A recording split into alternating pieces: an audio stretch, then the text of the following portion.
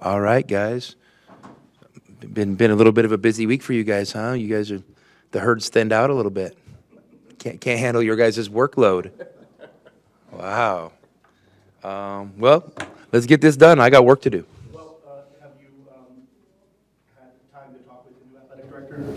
Yeah. No, I met with her Sunday night for a few hours, and I mean, she's impressive, and I look forward to, developing a great relationship with her and hopefully doing great things together. And she's inheriting essentially you getting a new deal now. Is that something that she and you talked about, or was that already agreed to? No, that was egregious. That's been worked on behind the scenes for a long time. So just this, I don't know, this kind of unique timing, I guess, but I don't think there was anything strategic about the timing. Is it just peace of mind for you knowing that that's taken care of?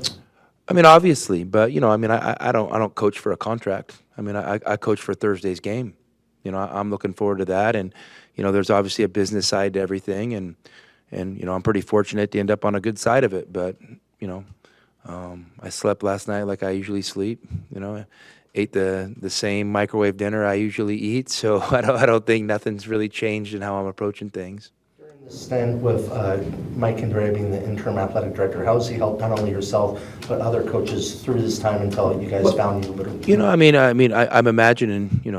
I can't speak for other coaches, but Coach Candrea and I have a great relationship, and we have since I first arrived. I mean, we got a special bond, and he's a winner and a special leader. But more importantly, he's just a great guy to be around. So he and I give each other a hard time, and we have a lot of fun together. So it was when he was the interim guy. I mean, obviously I had a great relationship with Dave, and then Mike comes in and had a great relationship with him. And I think he and I have a vested perspective interest, vested interest on the University of Arizona being great overall, athletic department, university, and so we share that same outlook on things. Miles Rice has really taken off since the game you guys played up there. What are you seeing now from him? Well, I think he's had a good year overall. He's a really good basketball player. I mean, he's really impressive, and the more you watch him, I mean, he's there's nothing fluky about what he's doing. I mean, he's just a really good player who plays with extreme confidence. And, I think when you just take a step back and can imagine from his perspective what he's been through as a young man in his journey to basically, to have cancer, go through, the full recovery and miss 2 years. And I'm sure he loves basketball. Obviously he does. You can tell by the way he plays. He has joy and confidence. That you can probably imagine underneath all that's a high character, tough kid. And he plays like that, and he's extremely impressive, and I'm really happy for him, and it's an honor to compete against him. This is where you kind of hoped to be with 3 weeks left in the season, competing for a league title. You have a game tomorrow night that kind of hangs in the balance with that. Just thinking big picture overall, how much are you looking forward to seeing your guys these last few weeks compete to try and close out the league title? Well, I mean, I always look forward to watching our guys compete, and you're getting down to, towards the end, so things are tightening up and starting to take shape a little bit, and you got to take advantage of opportunities put in front of you, and we have to, and you know what, our opponents saying and feeling the same thing, so that's what makes it special nights. I like where we're at. I know it hasn't been easy getting here. But we never asked for it to be easy. So I'm looking forward to, game by game as we go down the stretch of the season and seeing how the things plays out. I don't expect us to be perfect, but hopefully, we incrementally we keep inching forward, and as we get towards the end and you get to tournament time, hopefully we're playing really good basketball. I mean that's my only hope. Washington State hasn't lost a game in regulation since January 6th. What are they doing well as a team right now? Well, they're playing extremely well. I mean, they're they got a really unique mix of players, and their coaching staff's done a great job putting them in good positions. Defensively, they're kind of running this zone to man defense that people are struggling to figure out a little bit, and it's not a junk defense because it's legit. They're doing a great job with it, and then offensively, they're making sure the ball's in the right guy's hands. They got people playing their roles really well.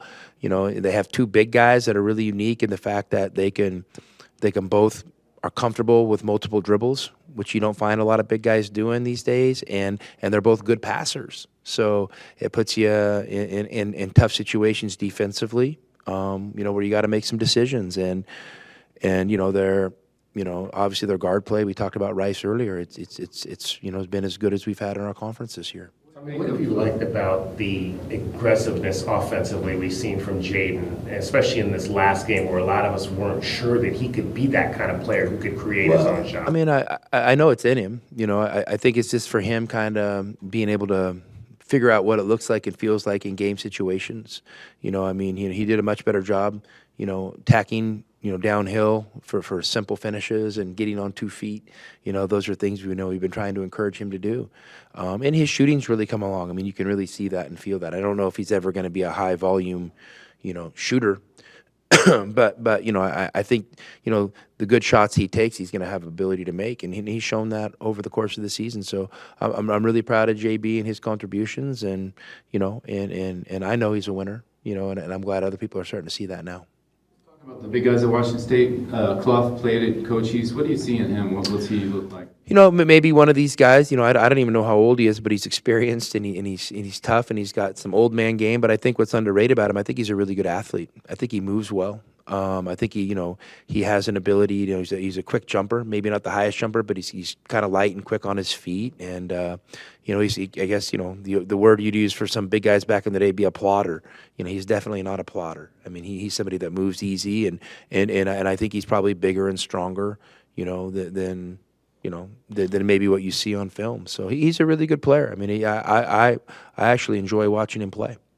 Are you a believer that other sports can cross over and help guys? Because he apparently is from the Sunshine Coast in Australia, grew up surfing and doing stuff like that.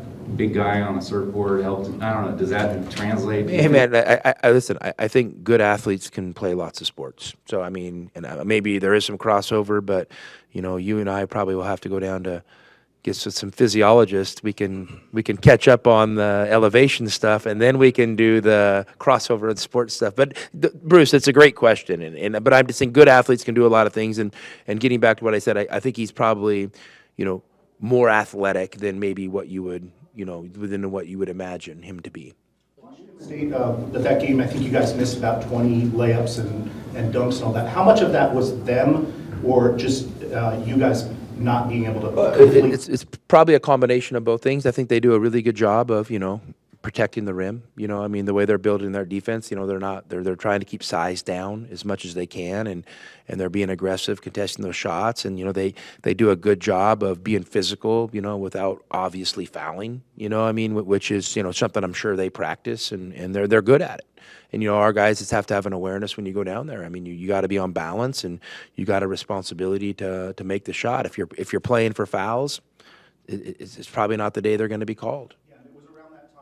USC game where I think you had mentioned that you need to, if it's not a foul, you need to finish that. Like, it's got to be a layup. Do you think that's gotten better? Well, I always think that wasn't just a revelation from those two games. I mean, I'm not a big guy that's really excited for our players to just dive into people and hope refs blow their whistle. I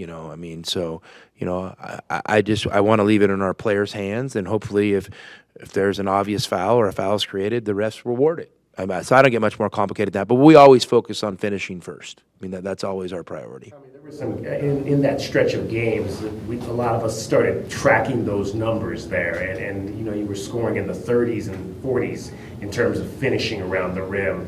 Last weekend it was 70. Is there a number you look for in terms of that? 100. I mean, that's usually the number I look for, but I'm usually disappointed. At the end, we usually don't get 100. So. No, I mean, we take pride in being a good finishing team. We practice it all the time. I mean, I think our numbers say that overall. But it's something that if it leaves you, a game here, a game there, it makes it tougher to win. So finishing, is always important. I want to ask you something based on something that Adia said.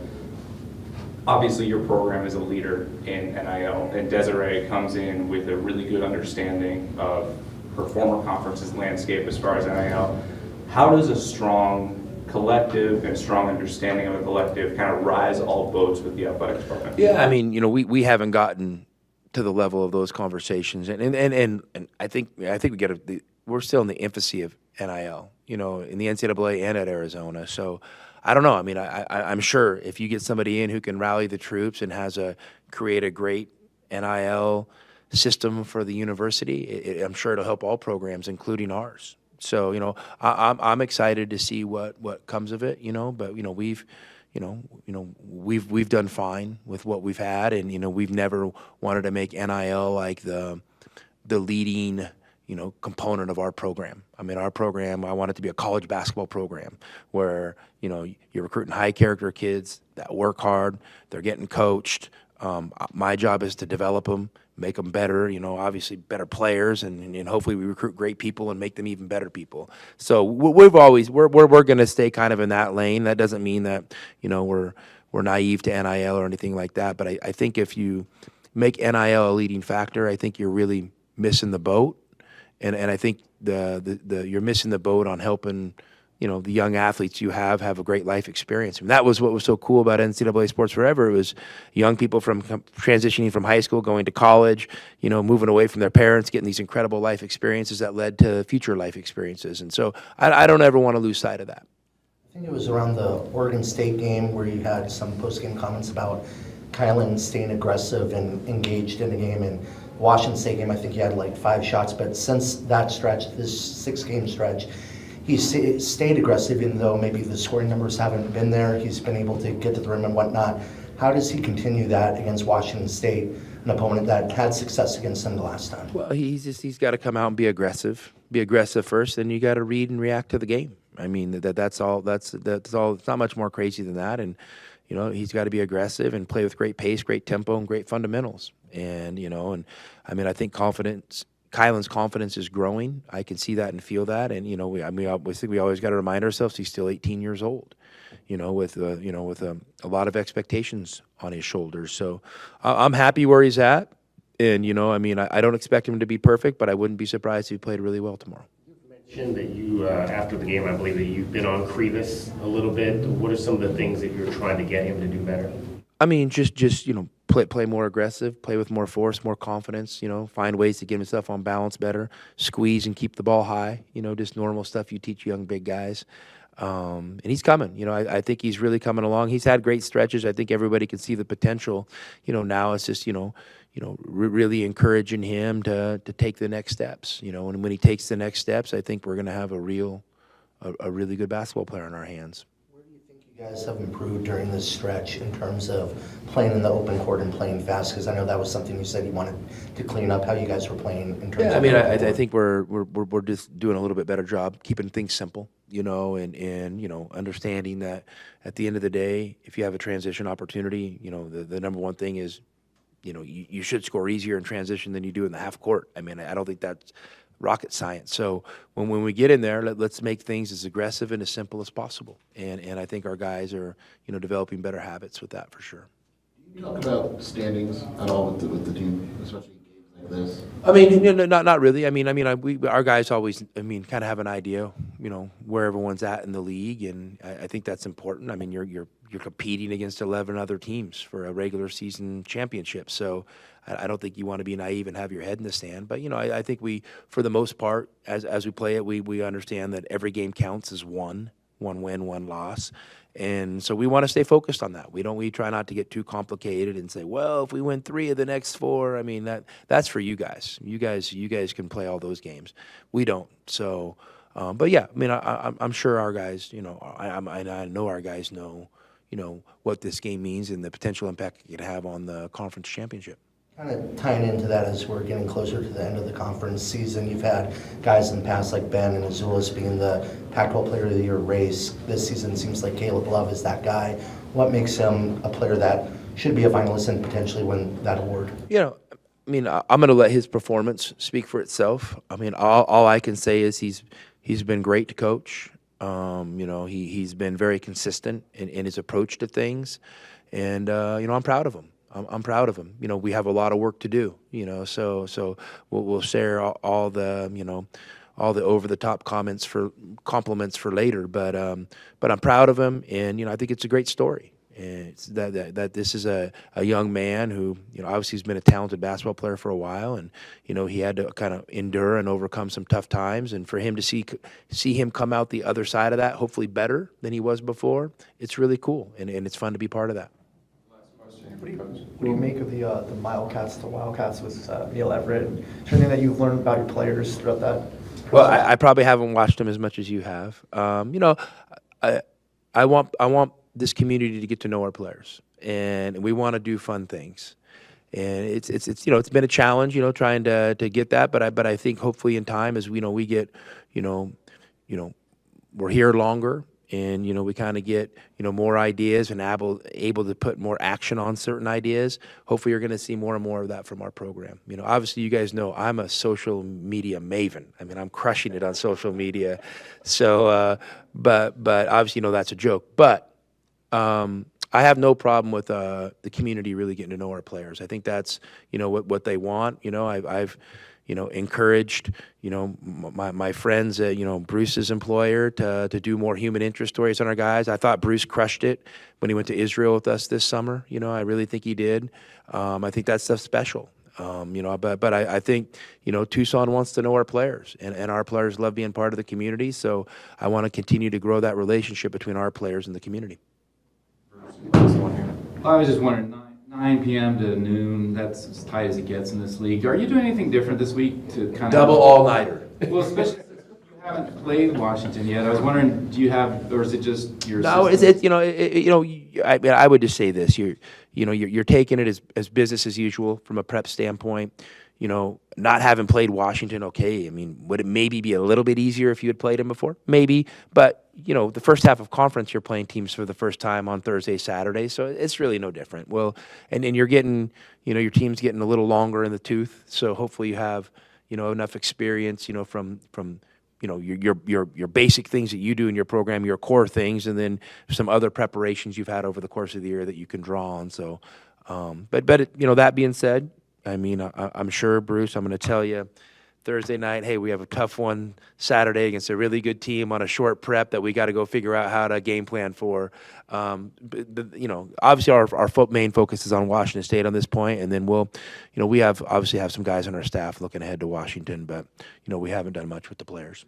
Is your daughter trying to drag you to rodeo, by the way, too? Is she into that?